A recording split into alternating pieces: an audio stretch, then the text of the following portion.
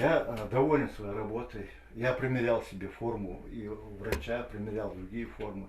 Но самая лучшая форма для меня — это моя лопата и мой бетон. Залог счастливой жизни – любимая профессия. Пусть и пыльная, и трудная, но в этой стихии Руслан Ахриев как рыба в воде. Более 40 лет мужчина посвятил строительному делу. В душе Руслан Арснакович – личность творческая. Знает наизусть произведения Лермонтова, Пушкина и многих других классиков. Стоит мужчине появиться в комнате, как он заполняет своей харизмой все пространство. Но как только речь заходит о работе, становится серьезным и строгим, как и подобает профессионалу. Сейчас начальник участка строит третью школу в Назране. У нас вот эти 4 блока почти готовы к сдаче и переселить детей сюда на школьные классы. Вот и все. Школа на 1500 мест, 2 актовых зала, 2 спортзала. Очень удобные места, расположение внутренних там и наружных, все благоустройство, твердых покрытий, спортплощадки, стадион, беговые дорожки. Очень все хорошее проектировано, хорошая школа. Руслан Арснакович Ахриев родом из Малгобека. Школу окончил там же. После поступил в горно-металлургический институт во Владикавказе. Факультет гражданское и промышленное строительство.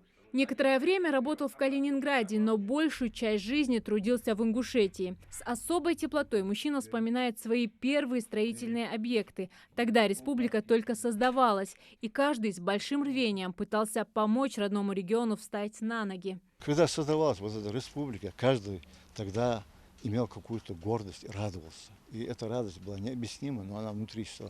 Мы каждый раз, когда студентом был, учился, я мечтал, чтобы у меня тоже была своя республика. Чтобы я стоял на этой земле и говорил: это моя. На его счету около 20 крупных объектов по региону. Это мемориал памяти и славы, 18-этажный дом в Назране, поликлиника в Сунже, школы, детские сады и многое другое. Неоценимый вклад вносит Руслан Ахриев как наставник для своих коллег. К тем, кто помоложе, начальник участка относится как отец. Может и поругать, и похвалить. Все по справедливости. Действительно, Руслан конкретно меня, многому научил. Многому. Я закончил университет, но это мне не дало ничего, можно сказать, что дал мне Руслан. Руслан дал многое.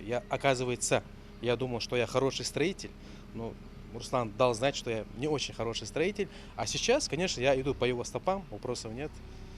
Я думаю, что я буду таким же, как и он. Хотелось бы, конечно, хотя бы чуть-чуть быть таким же, как и Руслан. Строительная отрасль всегда актуальна. В Ингушетии ежегодно сдаются десятки социальных объектов. Школы, детские сады, объекты культурного значения. Поэтому профессионалы этого нелегкого дела всегда в почете. Все объекты, здесь, которые сейчас строятся, вот эти объекты нравятся. Мне еще больше понравилось, вот новый руководитель пришел и заменили вот эти облицовочные, эти композитные, с кирпича. Меня радует кирпич, радует камень, все, что естественное. Вот это стекло, вот это композиты, другие, мне не нравится эта работа как строитель. А вот все объекты, которые сейчас возводят, лучше даже возводят, чем в советское время. Также Руслан Ахриев – глава большой семьи. 4 сына, 2 дочери и 15 внуков.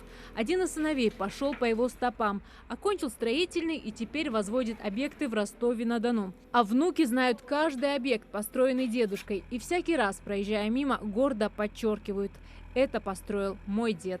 Зарема Ивлоева, Хамзат Холухоев, Новости 24.